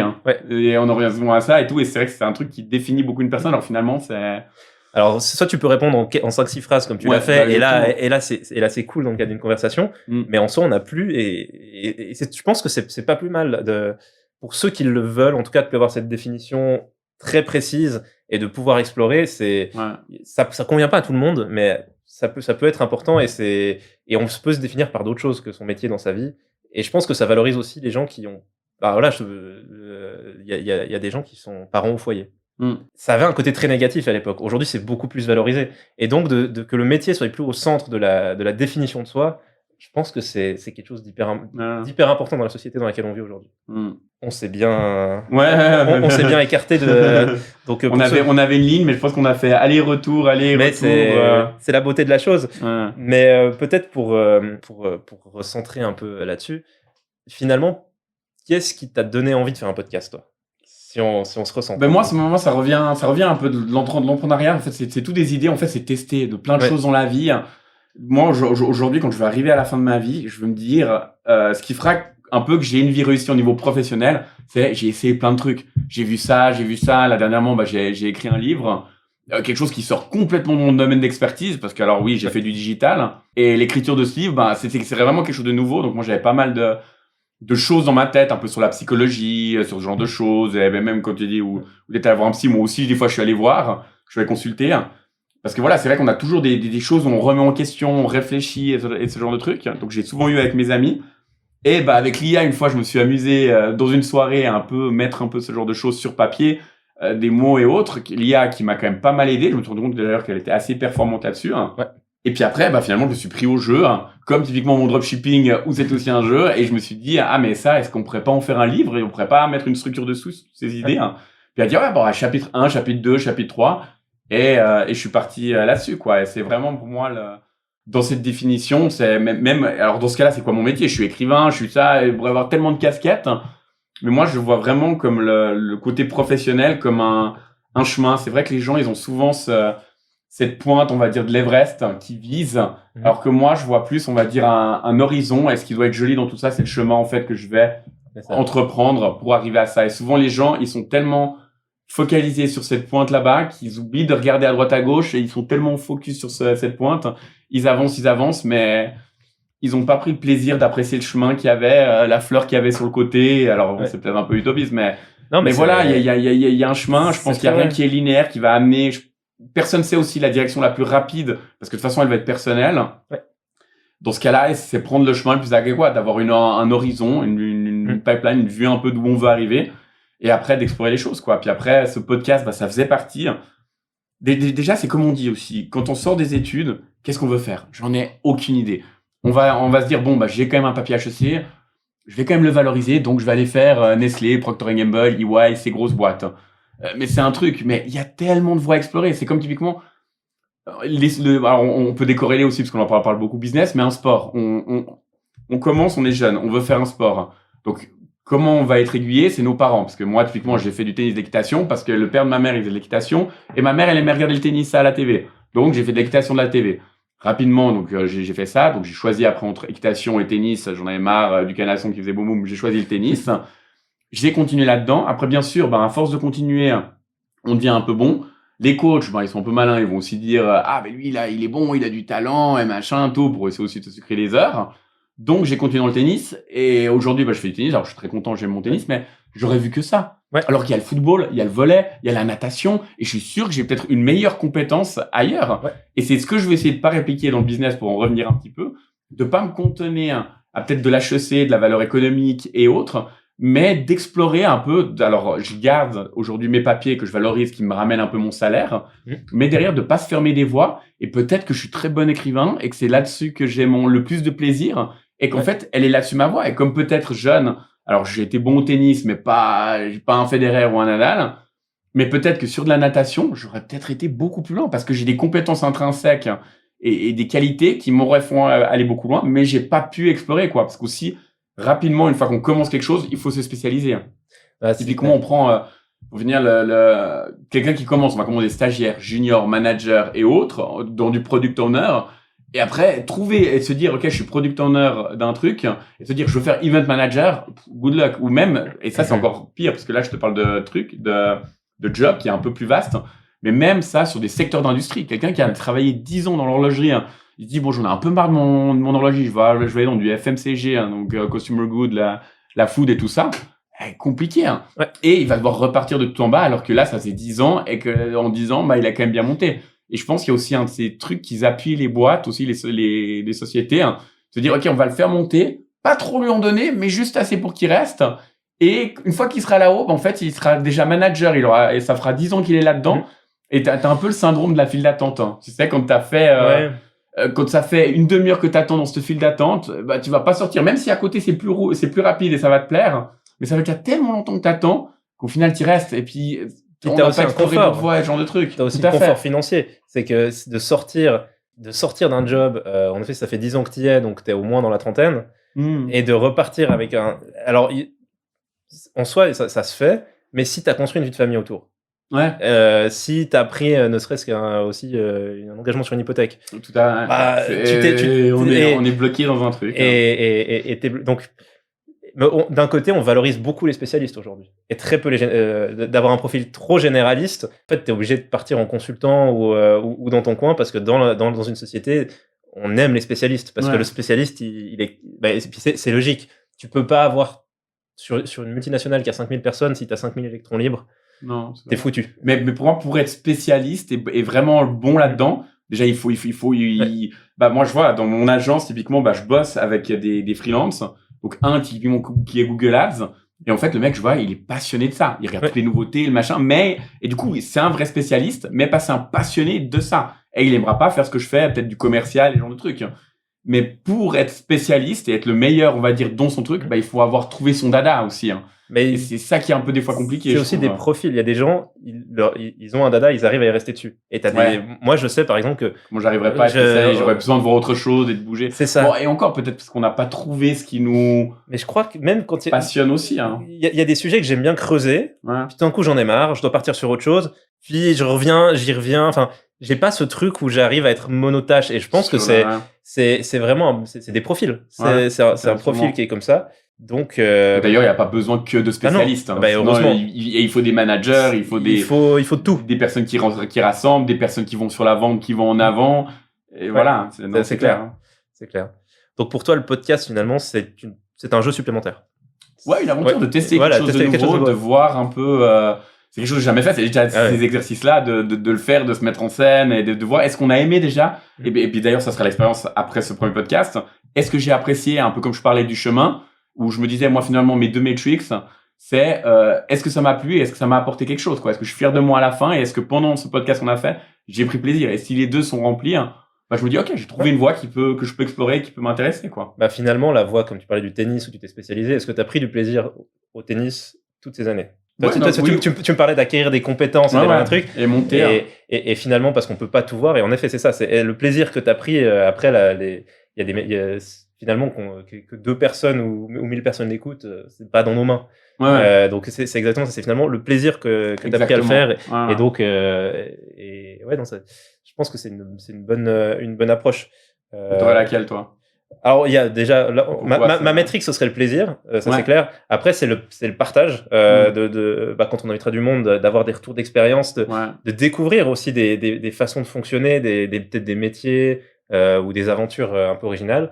Et puis après, il y a des sujets à aborder. Voilà, on a déjà un peu parlé de santé mentale aussi aujourd'hui, qui sont pour moi, en fait, il y a cette image. Je pense que l'image de l'entrepreneur qu'on a dans les médias, on va dire, dans la culture commune, ça a été un gros blocage pour moi pendant très longtemps. Parce que je me reconnaissais pas là-dedans. Non. Et en fait, de finalement pouvoir montrer qu'on peut prendre du plaisir dans ce qu'on fait dans la vie de tous les jours. Est-ce que c'est de l'entrepreneuriat? Est-ce que ça en est pas? C'est des définitions de chacun. Parce qu'il y en a qui diront, si tu es salarié, tu n'es pas entrepreneur. Et alors, je suis pas sûr que c'est la bonne définition. Tu peux faire de l'entrepreneuriat salarié. Parce qu'ils ont très lié l'entrepreneuriat à la valeur économique. Exactement. C'est pas forcément, moi, écrire un livre, peut-être j'en vends 0 et machin, mais pour moi, j'ai entrepris, parce que dans entreprendre, il y a le mot, dans entrepreneur, il y a le mot entreprendre, et c'est entreprendre un projet. C'est ça. Et pour moi, c'est aussi, dans l'importance aussi, c'est quand même lui donner une finalité, d'arriver au bout du projet, quand même, de pas abandonner en cours de route, mais d'être arrivé au bout. Et il n'y a pas tout le temps obligé que ça rapporte des millions et autres. Mais le seul problème, en fait, de cet entrepreneuriat, c'est qu'alors aujourd'hui, c'est beaucoup mis sur les plateformes, avec des Yomi et autres, mais parce qu'ils ont un marketing très agressif derrière. Et ils ont pris un truc qu'on en parlait avant, du loto aussi. Et puis d'ailleurs, le slogan de Yomi, c'est des étudiants fauchés à millionnaires. Enfin, ça fait rêver. Loto, même chose, c'est gratter un ticket, devenir millionnaire. Tout le monde dans l'humain, il y a cette espérance de chance, je vais gratter, je vais réussir et autres. C'est un truc qui t'angoisse aussi. Jouer au loto, c'est angoissant. Quand tu y penses, tu prends ton truc, tu dis je vais peut-être gagner, mais ça te crée au niveau physiologique quand tu déposes ta grille, t'as une montée. Alors chimiquement, il se passe un truc et qui est pas forcément agréable, que tu vas résoudre finalement en rendant ton ticket. Et je pense qu'il y a toute une mécanique derrière qui doit être super intéressante au niveau chimique ou biologique à explorer. Mais donc de déconstruire un peu ce truc à notre échelle et de dire mais non, en fait tu peux entreprendre, l'entrepreneuriat social, on en parle très peu et il y a des gens qui font des trucs extraordinaires et qui vont jamais en vivre complètement, mais qui arrivent à faire des choses, que ce soit un exemple, il y a eu les tremblements de terre au Népal il y a une dizaine d'années. Ma femme, elle a monté un repas de soutien où elle a levé pas mal de fonds pour une asso qui a pu après faire des abris temporaires, des trucs. Mais pour moi, c'est un truc entrepreneurial absolument génial. Ouais, clairement. Mais jamais elle va se définir comme entrepreneur. Non. Et d'entendre ce genre. Et je pense que même les gens ne la jugeraient pas non plus d'entrepreneur. Bien sûr. Parce qu'ils diraient, ouais, mais attends, c'était pour, en fait, t'as fait une offre caritative, t'as fait un truc social. Voilà. Non, mais c'est elle qui a l'idée le projet, qui a mené le projet à bien. Et puis, on en revient à ma définition d'entrepreneur, c'est avoir une idée et de la mettre à terme. Et elle l'a fait. Et de partager ça avec des gens qui pourraient se retrouver avec les mêmes angoisses que j'avais il y a 10 ans, en se disant, mais en fait, j'ai peur de faire ce pas, alors que je sens que ça me rendrait plus heureux, et de montrer un peu comment les gens font ce pas, et arrivent à finalement un truc où t'es pas forcément plus riche, mais t'es plus heureux et plus abouti dans ce que tu fais. Et de partager ces histoires-là, je pense que ça aurait été hyper utile pour moi à l'époque d'entendre ce genre de partage. J'y étais pas forcément ouvert. Je pense qu'il y avait ce genre d'histoire, mais je n'étais pas non plus ouvert. Mais donc d'avoir un canal de plus pour y accéder, ça peut être quelque chose qui peut faire du bien à une ou plusieurs personnes. Ouais, mais qu'il y avait moins avant. Tu sais, avant, on avait quand même moins ces téléphones, ces réseaux sociaux et autres. moi, de toutes ces expériences entrepreneuriales, maintenant, c'est sur des podcasts où justement, ils font venir des invités. On peut l'apprendre. Avant, tu prends de l'époque de nos parents, c'était peut-être l'ami de mon père, mais qui lui avait pas forcément déjà, et peut-être resté entre adultes. Il y avait aussi beaucoup plus cette barrière d'âge et de statut et machin. Là, on est un peu plus mélangé.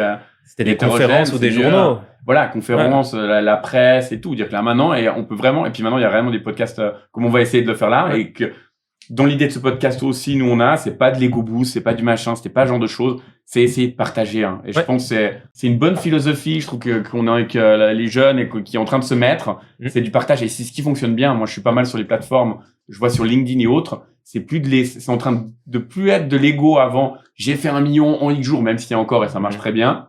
Oui. Mais finalement, ce que les gens veulent aujourd'hui et les algos mettent en avant, c'est du partage de contenu, de connaissances, d'expériences. Et les gens, c'est ce qu'ils vont écouter et lire. Parce que regardez l'autre, Vanity Metrics, j'ai fait 1 million, machin, ok, super, bravo à toi. Ce qu'ils veulent derrière, c'est, ok, et puis justement, parler de tes échecs, mais parce qu'on a tous des échecs, personne n'en parle. Waouh, génial, j'ai quelqu'un qui me parle de son échec, quelqu'un qui me parle de son burn-out, quelqu'un qui me parle de ce genre de choses. Et c'est ça, parce que les gens, ils ont aussi envie de se reconnaître, se dire, je suis pas tout seul. Comme tu disais, la peur que tu as de légitimité, tout le monde l'a. Sauf que personne n'en parle et tout le monde le garde pour lui. Puis te dire, oui, on est tous passés par là, on l'a tous su. Moi, je publie là aujourd'hui tous les jours sur LinkedIn. Il y a plein de tous mes potes me voient et machin. C'est clair qu'au début, j'étais là, tu leur lis 20 fois, il y a pas une faute, tu stresses, machin. Mais finalement, à avoir tellement cette grande peur, en fait, on se lance jamais et on passe à côté de sa vie et on passe à côté de trucs super et de bonnes expériences. Donc, alors je sais que c'est pas facile, mais faut essayer de sortir un peu de cet avis des autres, du truc, et puis juste faire, et puis de recentrer le tout, pas à ce que les gens vont penser de moi, mais à ce que toi, tu penses de toi. C'est ça. Et je pense que c'est la seule métrique sur laquelle te baser, quoi. Et surtout, tu te rends compte que si t'es réellement bien entouré, ce qui est quand même le cas, aussi, généralement, de gens bienveillants. Généralement, on s'entoure quand même de gens avec qui on est compatible.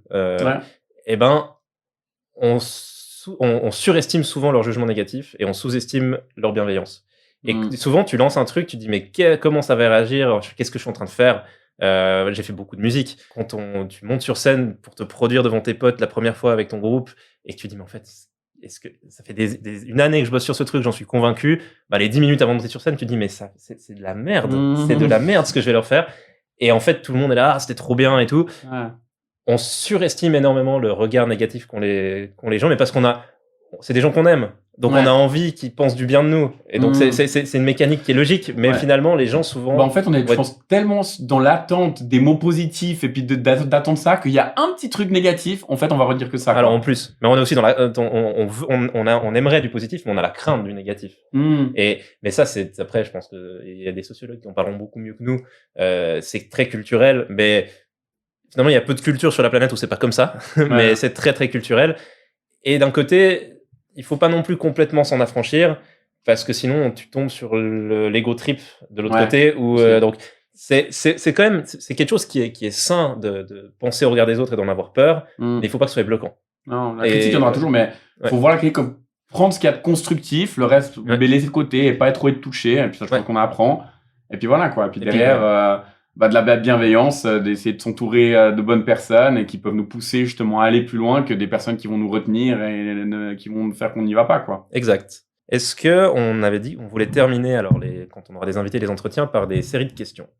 Et donc on s'est dit pour ce premier entretien, on allait chacun poser 5 questions à l'autre. Exact. Je crois que le temps file, on peut pas dire les questions parce que je pense qu'on va s'étendre. Et je pense que justement les questions, ça sera un peu plus. Donc ça on va finir là-dessus. Puis peut-être dire que voilà, sur la suite des podcasts, donc nous on a quand même l'idée et le désir donc d'inviter des personnes. Donc n'hésitez pas en commentaire si vous avez des idées, des sujets. Alors, nous c'est le premier podcast et puis comme on vous a dit, le projet il est jamais parfait. On n'a pas révisé. Franchement, on s'est vu en lunch il y a de ça 2 semaines. On s'est dit, moi je lui ai dit justement que donc c'est Piranha qui héberge on va dire ce podcast. Donc d'ailleurs on les remercie. Oui, merci beaucoup. Et on s'est dit voilà, avec Piranha on a ce podcast, je vais montrer une photo, puis Cédric m'a dit trop bien, on pourrait faire un podcast. Donc là on est vraiment sur le podcast, on est trial mode, on essaye, on regarde ce que ça donne. Donc en commentaire, n'hésitez pas à nous mettre des remarques, nous on va tous les lire, qui va permettre de nous améliorer, des recommandations sur des invités, des gens que vous connaissez.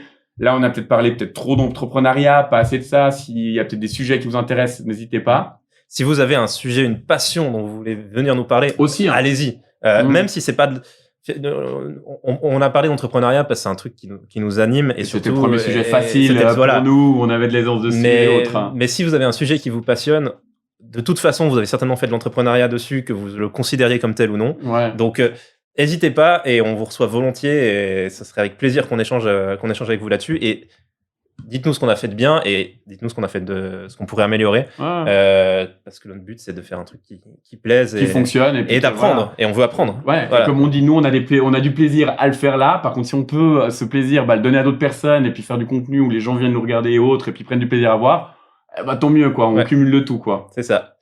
Est-ce que je vais te poser quelques questions? Alors finalement, c'est des sujets dont on a fait.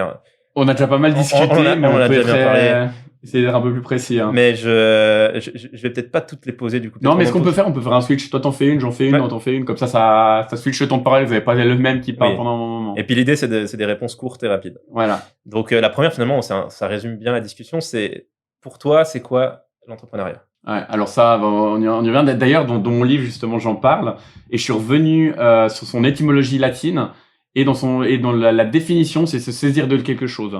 Okay. Avec la main, donc vraiment se saisir. Donc moi, je le vois vraiment comme d'avoir une idée et puis de s'en saisir et puis de lui donner vie, quoi. Donc c'est vraiment entreprendre quelque chose. Et dans le mot entrepreneuriat, il y a le mot entreprendre quelque chose. Et moi, je vois vraiment l'importance parce qu'il y en a plein. Ils ont des idées, ils vont un peu commencer, ils abandonnent.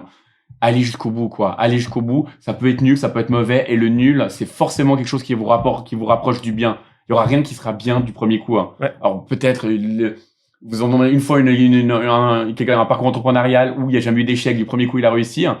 Mais c'est Marc Simoncini et je trouvais très joli qu'il ait une ces citations. La vie peut être un cumul d'échecs. Hein. Ça peut être et c'est vrai qu'on peut être entrepreneur et avoir que des échecs, jamais de réussite, et passer sa vie à tenter de réussir. Et être heureux. Et être heureux, mais parce qu'on a aimé cette aventure d'avoir fait quelque chose. Mais ça peut. C'est quoi la réussite et l'échec? Est-ce que ça s'est vendu aux yeux de la société ou pas, finalement? C'est un peu ça. Est-ce que j'ai réussi à en vendre et puis faire des millions avec, et si on décorrèle ça, mais décorréler ça, il y a plein de réussites. Nous, on voit vraiment l'entrepreneuriat comme la réussite économique. Mais ce qu'a fait typiquement ta femme avec son truc, il y a peut-être, alors oui, elle a réuni des sous, alors il y a un peu les sous, mais ça peut être des réussites aussi personnelles et autres. Donc, pas voir l'entrepreneuriat comme que de l'économique, mais d'entreprendre quelque chose, d'aller au bout et puis d'être satisfait de ce qu'on a fait, quoi. Et on va rester justement là-dessus. Donc, une croyance populaire sur l'entrepreneuriat que tu estimes fausse. La réussite économique. La réussite économique. Je crois qu'il n'y avait pas rien d'en ajouter. Réussite économique, on en a assez parlé. C'est quoi finalement, alors, que ce soit dans la vie pro ou dans la vie privée, la plus grande leçon que tu aies appris et que tu souhaiterais partager? Ça revient un peu, c'est faire les choses pour soi et pas pour les autres. Hein. Parce que c'est vrai que petit, et je peux comprendre, hein, parce que dès qu'on est, il y a nos parents, ils vont nous dire attention à pas aller là, attention à pas te brûler. Du coup, on veut leur plaire. Et puis même après, ils vont aussi pas mal nous guider. Puis après, on va arriver à l'école où le professeur, il va nous dire ça c'est juste, ça c'est faux. On est dit tout le temps ça c'est juste, ça c'est faux. Et on cherche à plaire aux autres, mais parce qu'on a été éduqué comme ça. Et je pense qu'il y a un moment, il faut revenir à soi et commencer à se plaire à soi-même. Hein. Ouais. Et puis de faire des choses où on se dit à la fin, un peu, moi je suis arrivé à la fin de mon livre, applaudons à moi-même, bravo Vincent, quoi. C'est cool ce que t'as fait, je suis fier de moi, et j'ai réussi à sortir un truc et je l'ai fait. Et je pense que c'est quelque chose. Et puis après on peut me lire, c'est nul, tu vas trop loin, il y a trop de citations, il y a trop X, ok, pas grave. Mais moi je suis content de ce que j'ai sorti et pour moi ça doit être déjà j'ai pris du plaisir à le faire et je suis content de ce que j'ai sorti. Hein. Ouais. Et c'est voilà les deux trucs. Hein. Alors, qu'est-ce qui te motive à te lever chaque matin? Question large. Hein. Alors, c'est mouvant, mais finalement, aujourd'hui, je sais que je prends du plaisir dans ma journée. Je sais que je vais aimer ce que je fais et le cadre dans lequel je le fais. C'est vraiment ça. Que ce soit au niveau pro, mais aussi au niveau vie perso, parce que je fais beaucoup de télétravail avec ma fille qui est à la maison, qui est petite. Donc, voilà, je sais même que si le travail ce jour-là va pas me plaire, tout d'un coup, je vais prendre une pause et puis je vais passer un quart d'heure à jouer avec ma fille, puis ça va être génial. Ouais. Donc, c'est vraiment ça. Et finalement, quand j'étais en burn-out, c'est que je n'avais plus de plaisir à me lever le matin. Ouais. Donc, c'est de savoir que cette fois, il y a de toute façon un truc cool. Et ça me voit, parce que je pense qu'il y a plein de gens, hein, et puis ça peut arriver, alors pas plein, mais qui se lèvent le matin, ils sont pas contents, ils sont pas heureux comme t'as eu. Qu'est-ce que t'as mis en place? Qu'est-ce que t'as fait qui t'a permis de passer de cet état à je me lève et je suis pas heureux et je vais passer une mauvaise journée à aujourd'hui je me lève et je suis heureux et je suis pas heureux? Alors, ce que j'ai mis en place, j'ai fait il y a eu la thérapie et après qui a amené à des changements dans ma vie pro, ma façon du fait de mieux me connaître. Ouais. Voilà. De mieux me connaître, ça c'est sûr que ça a énormément aidé. Maintenant, je pense que ce qui m'aurait fait du bien tout de suite, c'est même si t'es pas heureux ce jour J, le jour J, et que tu vois que ça commence à déraper, de se créer une perspective. Parce qu'on peut pas être heureux toute la vie. Non. C'est impossible. Mais si je m'étais mis une perspective en me disant, mais en fait, je sais pas, que ce soit suivre une formation pour changer peut-être un peu d'horizon professionnel, si je voulais rester quand même dans un truc plus safe en termes de salaire et en termes de vie pro, ça aurait été juste de dire, ok, je me reforme sur autre chose et je sais que pendant 6 mois, je vais bosser tous les soirs après le boulot pour des cours, des trucs, ou 6 mois, 2 ans, j'en sais rien, mais qu'après, je vais apprendre un nouveau métier et faire autre chose. Ça aurait été une perspective qui permet de durer un petit peu. Ouais. Je m'en suis pas mis parce que je ne savais même pas quelle était ma perspective à ce moment-là. Donc, à ce moment-là, c'était la thérapie pour apprendre à me connaître et trouver la perspective. Mais voilà, je pense que si quelqu'un se lève le matin et qu'il n'est pas 100% satisfait depuis un certain temps, de se dire, mais ok, c'est quoi la perspective qui me rendrait heureux, et de pas vouloir y arriver demain. Non. Mais de dessiner le chemin pour y arriver. Mais souvent ils disent petit à petit, quoi, jour par jour, pas par pas, et on peut pas on peut pas passer d'une montagne de là en bas à là en haut, quoi, mais c'est petit à petit gravir. Et je pense qu'il y a aussi un truc de relativiser. On peut pas tout le temps être en haut de la pyramide, être heureux. Il y a des moments down, et puis nous, on en parlait déjà la dernière fois, parce que nous, on est très cyclique, où on peut aller très haut avec beaucoup de dopamine, puis d'une fois que tout ça s'est tombé, on redescend très bas, et d'essayer de mettre aussi de la linéarité là-dedans, et de pas monter trop haut, pas descendre trop bas. Puis quand on est en bas, dans la négativité, pas être trop négatif, parce que finalement, le plus gros taux de mort, c'est notre cerveau qui nous auto-tue souvent. Mais parce que dans la négativité, on pense plus négatif, on dit mais j'ai vraiment une vie de merde, je suis pas heureux, je suis machin, tout ça. Ce qui nous plonge encore plus, et d'essayer de trouver des petites techniques un peu. Moi, j'ai aller sur la pensée positive, d'essayer de se mettre 2-3 trucs positifs. Il n'y a pas tout qui sera beau dans la journée, mais 2-3 petits trucs qui déjà permet au cerveau de changer un peu de mood et pas de rester dans ce négatif. Juste tu lui donnes du négatif, il va encore plus et tu vas plonger. D'accepter que ça arrive, d'accepter qu'il y a des débats. Exactement. Et ça, des fois, c'est de l'accepter et de pas vouloir le changer tout de suite. Ouais, aussi. Et voilà, et de se dire, ok, là, j'ai pas de prise tout de suite et c'est comme ça, et ralentis. Plutôt que d'essayer de continuer d'accélérer pour changer absolument. À un moment donné, c'est dit, j'accepte, je ralentis, et souvent, c'est juste ça quelques jours. Prendre du temps pour soi et laisser le cerveau, et puis le cerveau le laisser oisif sans réfléchir. Parce que si on commence à réfléchir, mais je suis pas heureux, qu'est-ce que je peux faire? Parce que déjà, je suis pas heureux, qu'est-ce que je peux faire pour être plus heureux? Je suis pas heureux, donc on se le répète au cerveau. Donc, juste laisser, puis le cerveau, c'est comme, on fait un match de tennis de 3 heures, les muscles ont besoin de se reposer, le cerveau aussi. On peut pas tout le temps lui demander de la dopamine, de l'énergie et des thérapies, et puis la vie va être en cycle. Donc c'est clair. Et on maîtrise certainement pas tous les cycles auxquels on est confronté. Il y a beaucoup de choses. Et des fois, étonnant, il y a des gens, tu pourrais les voir, ils ont l'air super heureux. T'es là, mais attends, t'as un job de rêve, t'as une famille de rêve. Mais il est down, et puis voilà. Et des fois, ça se contre pas, et on peut tout avoir. Et voilà, il faut accepter. Et c'est cyclique. Exact. Si je prends la question suivante, du coup, si tu pouvais donner un seul conseil au toi qui sort d'HEC, genre tu finis HEC et tu dois te donner un conseil. Ouais, c'est compliqué. Alors moi, dans un premier temps, je dirais teste plein de trucs. Et d'ailleurs, c'est ce que je dis aux jeunes. C'est au lieu de faire directement commencer stage junior, machin, et puis peut-être rapidement, en fait, au lieu dans une société rapidement vouloir monter les échelons, teste plein de trucs. Va voir sur des trucs différents. D'ailleurs, j'ai une amie qui est sortie des études. Puis elle était donc elle a fini avocate, elle a commencé dans une étude d'avocat, et il y avait aussi dans les assurances où elle avait une proposition de job. Je lui dis mais va tester, reste pas figé à ton âge en sortant des études sur ton étude d'avocat, parce que tu vas monter et après tu vas retrouver dans ce truc où tu arriveras plus à en sortir. Va tester, au pire tu pourras revenir, tu trouveras. Mais pour moi jusqu'à aller parce que aussi comme tu dis, il y a un impératif économique. Voilà, après comme tu dis, tu as des enfants, tu as un toit à payer, tu as peut-être une hypothèque à payer, tu auras un rôle qui va commencer à monter. Tu finis les études, teste plein de trucs rapidement. Va, fais des petits stages. De toute façon, t'as pas besoin de 1000 et de 100 pour vivre. C'est ça. Donc, tu finis tes études à 26, de 26 à 29, fais 10 stages et dans des trucs complètement différents. Teste. Ça fait 5 ans que tu vis avec juste le minimum pour survivre. Déjà, juste ces stages vont te permettre de juste vivre bien. Exact. De toute façon, et puis c'est ce que tu auras besoin. T'as encore un peu les parents derrière. Tu peux un peu t'en sortir. T'as pas besoin de 1000 et de 100. T'as pas les impératifs c'est ça. de société. Donc, vas-y, quoi. C'est exactement ça. C'est le conseil que je donnerais. même finalement des corrélés dans le sport, où on est là jeune pour vos enfants, essayez de les mettre un peu à pas mal de sports différents. Et puis, alors moi, je vois un peu des fois le piège, parce que je fais aussi prof de tennis et tout. Des fois, pour gagner, des fois, on va dire, mais l'enfant, il a du talent. Bon, je vais peut-être me faire taper les doigts un peu pour le truc, mais on va dire, mais il a du talent, machin, mais pour récupérer l'enfant, comme ça remplit un peu le truc. Pour moi, un conseil, donnez-les à vos amis. Typiquement, moi, j'ai joué au tennis, je donne des cours aussi. Donc, typiquement, mes amis, donnez-moi vos enfants au tennis. Et puis, moi, vu que c'est mes potes, je pourrais leur dire, je sens qu'il y a un truc, il n'y a pas un truc. Et puis, ça, c'est des trucs qui peuvent aider. Et puis, faites ça un peu pour tous les sports.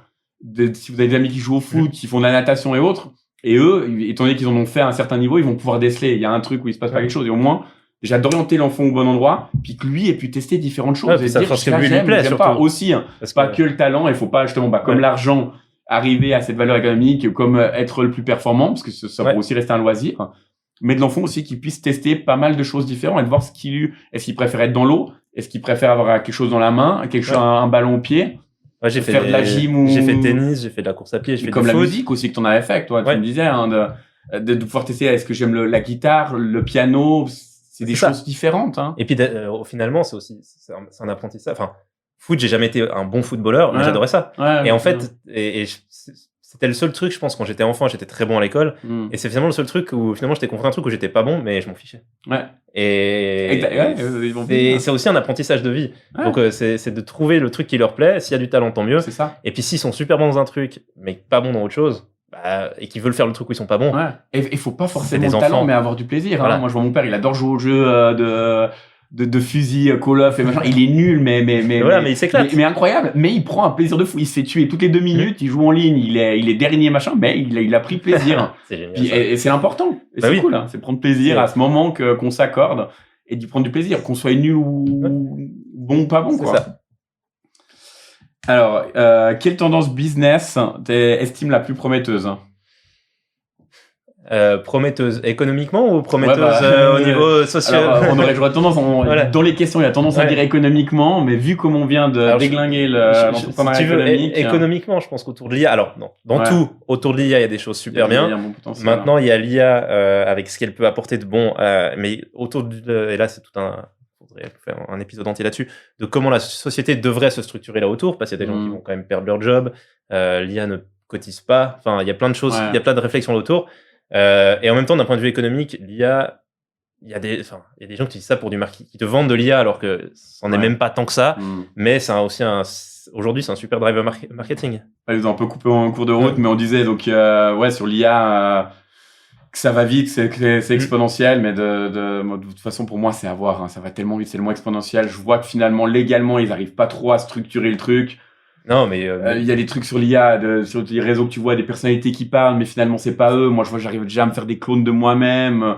Ah non, il y a. Moi, honnêtement, je suis aussi. C'est prometteur. Même si je suis dedans, mais à voir quoi. D'ailleurs, ma prochaine question, tu pourras en répondre. C'est un peu dedans. Donc, c'est l'IA une peur ou une opportunité, ça revient un peu sur le même truc. C'est comme mais toutes les évolutions sociales.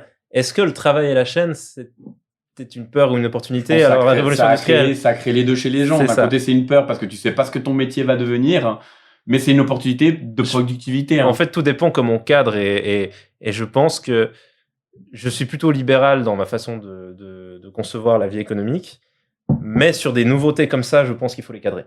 Et je pense qu'il faut avoir... encore une fois, une IA va remplacer des travailleurs sans cotiser aux retraites. Une IA ne va pas payer d'impôts. Donc, en fait, l'IA va aider à concentrer encore plus les ressources au sein de certaines personnes. Et donc, je crois pas à la redistribution complète des ressources parce que je pense qu'il y a quand même besoin d'avoir un driver dans une société. Par contre, je pense que l'IA doit être un employé comme un autre, donc doit cotiser. De trouver un moyen de mettre des cotisations. Et il y a certains pays qui sont plutôt dans les pays du Nord qui ont déjà ce type de réflexion, de dire ok, mais au lieu que ces outils ne servent que à leurs propriétaires, qui participent quand même, alors jusqu'à une certaine échelle, et moi je mettrais l'échelle pas trop haute non plus, au bien commun, parce que sinon on va se retrouver, je pense avoir des sacrés problèmes. Si tout est automatisé, mais que 90% des gens sont oisifs et n'ont plus de source de revenus, on va avoir un problème. Après, le salaire universel, et puis, mais après, dans ce cas-là, tout le monde va faire des loisirs, mais du coup, il y a quand même des gens qui veulent travailler, mais comment on rémunère ça? Moi, j'en parlais dernièrement, je trouvais assez intéressant. Parce que tu prends, et je trouve assez juste, tu prends au début, hein, les métiers les plus valorisés, c'était ceux un peu des mains, de la terre et des ressources naturelles. Hein. Ouais. Après, il y a eu le cerveau, le service, un peu, on va dire le cerveau, un peu pour grossir le truc, qui après est passé devant, du coup. Ouais. Et finalement, est-ce que ça serait pas un retour en arrière où les mains reviennent avant? Parce que aujourd'hui, l'IA, elle est meilleure que nos cerveaux. Oui. Par contre, le nombre de vaisseaux et de neurotransmetteurs qu'on a au niveau de nos doigts, nos sensibilités, hein, le temps que l'IA, elle ait tous ses transmetteurs et se touche. Tout va dépendre, et là, je pense qu'on arrive sur des... Pour moi, de changer des métiers manuels, hein, je pense que c'est là que ça va reprendre du poil. Hein, tout dépend de l'avancée et de l'intérêt pour la robotique. Parce que finalement, la robotique... Mais ça fait longtemps qu'on en fait de la robotique, et je trouve que ça n'a pas tant évolué que ça. C'est plus difficile parce que tu as toute l'interaction avec le monde physique que l'IA a pas. Il y a un toucher qui doit avoir, comme une sensibilité des doigts qu'on a et tout ça. Alors que l'intelligence artificielle, c'est arrivé là assez... Bon, c'est depuis 2016 qu'ils font déjà des LLM. Ouais. Mais là, c'est comme on la connaît aujourd'hui, ça fait 2 ans, puis on voit la rapidité. Puis quand j'ai vu aujourd'hui dans les news que maintenant, il y a plus que 5% des humains qui sont plus intelligents que l'IA, et donc je pense 1 an, c'est bon, l'IA sera plus intelligent que 100% des humains.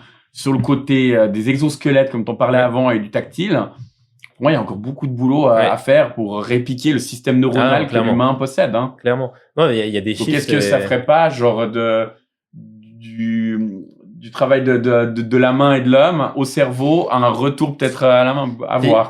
Puis d'un autre côté, tu vois, c'est des peurs qu'il y avait aussi quand il y a eu les ouvertures des marchés. Ouais. Voilà, moi je travaille avec la Tunisie, donc je suis très bien placé pour le savoir. Tu peux pas non plus tout remplacer. Et donc, est-ce que l'IA va pouvoir faire plus? Oui, mais finalement il y a des choses qu'aujourd'hui on n'avait pas pu délocaliser, et qu'on va pas forcément pouvoir passer dans l'IA. Donc je pense peut-être que finalement l'avenir nous le dira, mais que l'IA, en termes d'impact sur le monde du travail, elle va en avoir un, mais en termes de remplacement, peut-être qu'une bonne partie de ce remplacement du monde du travail et des activités, en délocalisant par exemple tout ce qui est production en Chine, on a déjà fait le gros du dégât. Donc, est-ce que l'IA va en faire plus ou non? Ou est-ce qu'au contraire, elle va permettre une réindustrialisation? Peut-être que, justement, c'est pour ça que je dis, bien accompagné, on peut faire un truc incroyable, parce qu'on pourrait peut-être en effet réindustrialiser surtout nos pays européens qui ont les quelques industries qui restent, qui galèrent. Et là, peut-être qu'on arrivera à faire quelque chose de bien, que ce soit avec de l'IA ou de la robotique, mais ça peut aussi être une catastrophe parce qu'on va encore plus créer un système pyramidal et des gens qui avaient des jobs dont ils n'étaient pas contents, certes, ils vont plus avoir ces jobs parce qu'ils seront digitalisés, mais ils vont plus avoir de job du tout.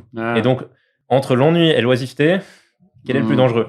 Et parce que l'ennui, finalement, rapporte quand même à la vie économique. L'oisiveté sans... il faudra bien faire quelque chose. C'est clair. Et moi, je vois, déjà les loisirs, on ne pourra pas tous faire des loisirs. Et puis même, il y a des gens qui ont envie de travailler, ont envie de faire des trucs et de mettre son cerveau à machin. Donc, non, puis le loisir, il y a un moment, encore une fois, le loisir, ça s'appelle un loisir parce que c'est censé...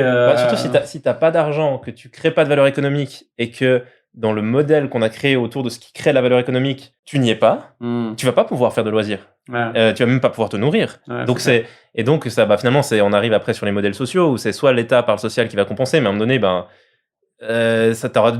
si tu prends l'utopie complète, tu as de moins en moins de gens qui vont bosser puis qui vont devoir contribuer plus en plus d'État social, ça va quand même être un problème.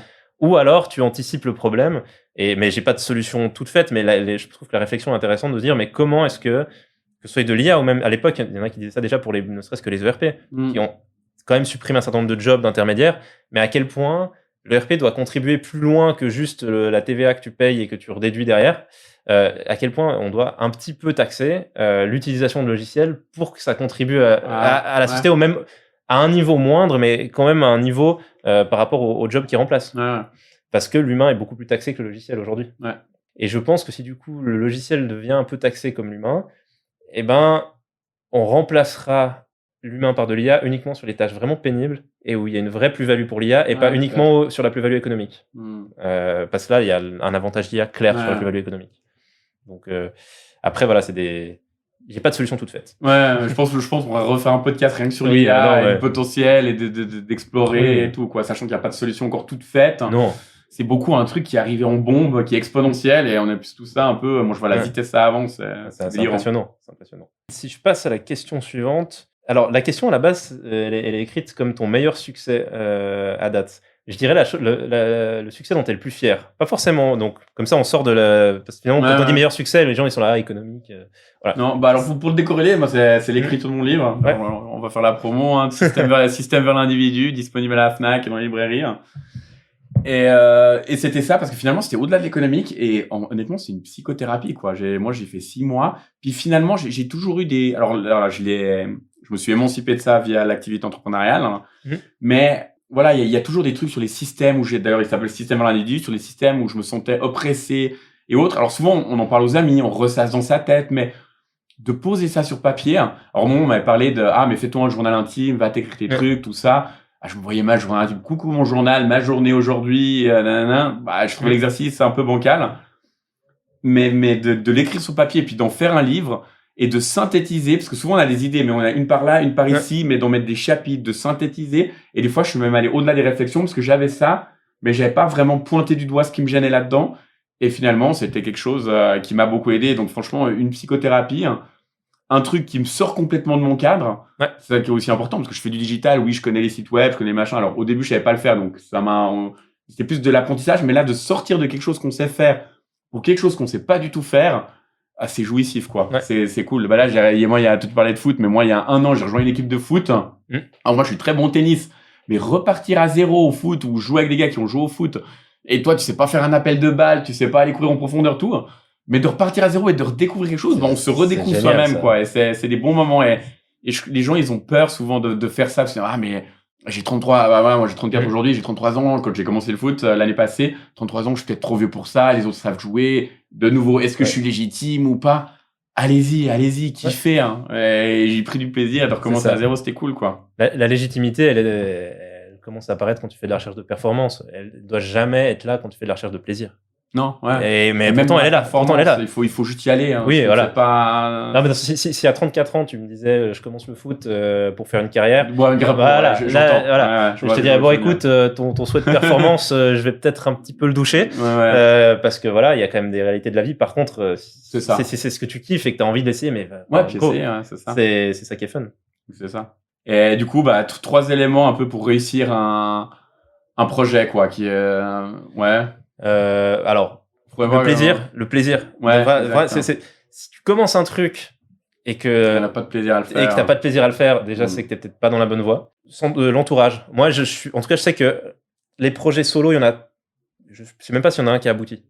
J'ai toujours besoin de l'émulation de l'équipe parce que je sais aussi que j'ai un profil avec du trouble d'attention, de l'hyperactivité, donc de s'entourer avec des personnes et pas forcément les mêmes personnes, de s'entourer avec des gens que tu vas trouver chiants parce qu'ils te contredisent, ça peut être aussi une très bonne chose.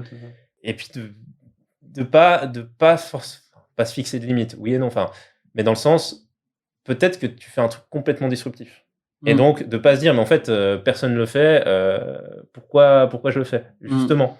Ça peut être un truc extrêmement banal. Il y a des gens, je sais pas, qui aiment faire du crochet et qui ouvrent une boutique en ligne et c'est la 1000e boutique en ligne, et tant mieux. Et il faut pas se limiter parce qu'il y en a déjà 1000. Mais en même temps, faut pas se limiter si tu es le premier à faire ce truc-là ou si tu fais un truc complètement différemment. En sachant que peut-être si personne ne le fait, c'est peut-être qu'il y a une bonne raison, ou la bonne raison, c'est soit que personne ne l'a recherché, soit que personne n'en a d'utilité. Mais tu pourras pas le savoir tant que tu l'as pas testé. C'est clair. Et puis toi, dernière question qui finalement est très philosophique.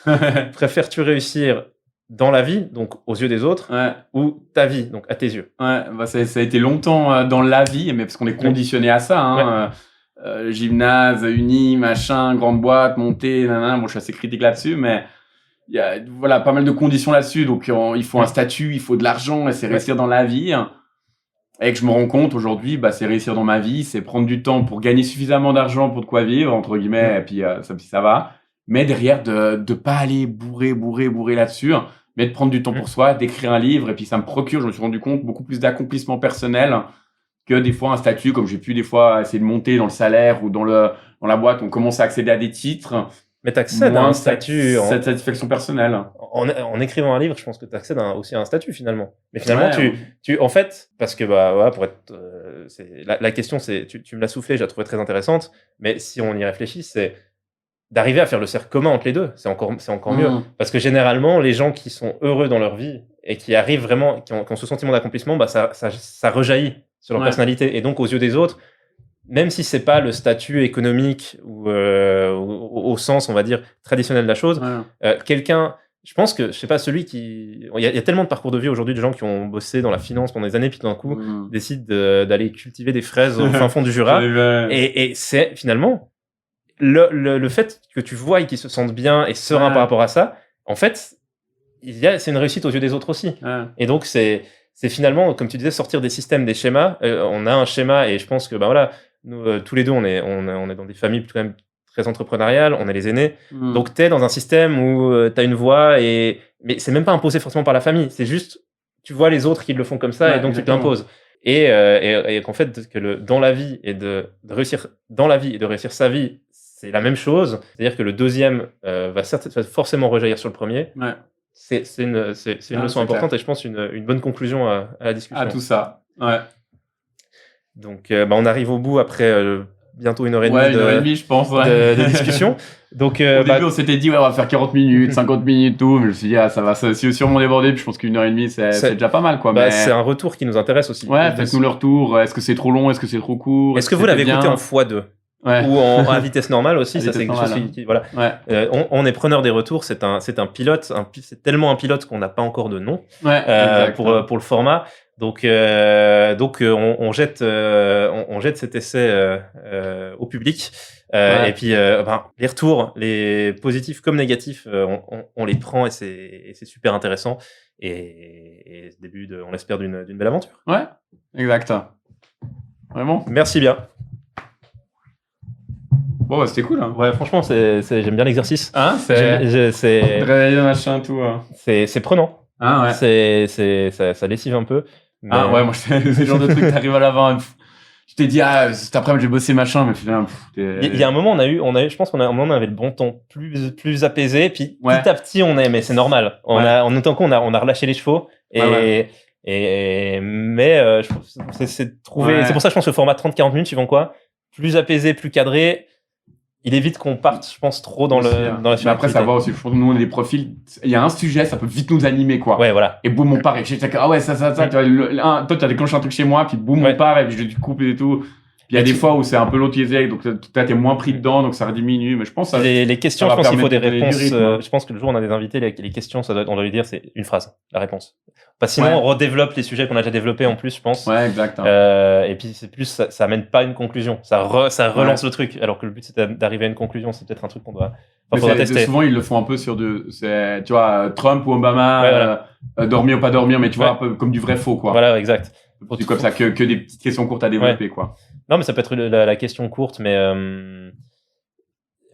qui, on dit à l'invité, c'est une phrase, la réponse. Ouais, exact. Et nous, même si on a très envie de revenir dessus, je pense qu'on va pas rebondir dessus.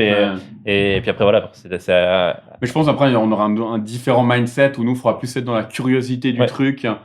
Ah, mais c'est intéressant. Tu vois, toi, typiquement, j'ai plus le truc où tu disais, typiquement, quand tu disais que maintenant t'étais heureux, de tes réponses. Alors, toi, c'est tout le monde, ok, il est heureux, cool pour lui, machin, mais tu te dis, ok, mais t'as pas tout le temps été heureux, mais comment t'as fait pour arriver de là? C'est le genre de question que tu peux poser en invité, où toi, tu dis, ça peut les intéresser, quoi. Parce que lui, il va raconter, raconte mon truc, et puis à nous de piocher, ok, ça, moi, ça m'intéresse, donc ça peut intéresser l'audience, et le genre de truc, quoi.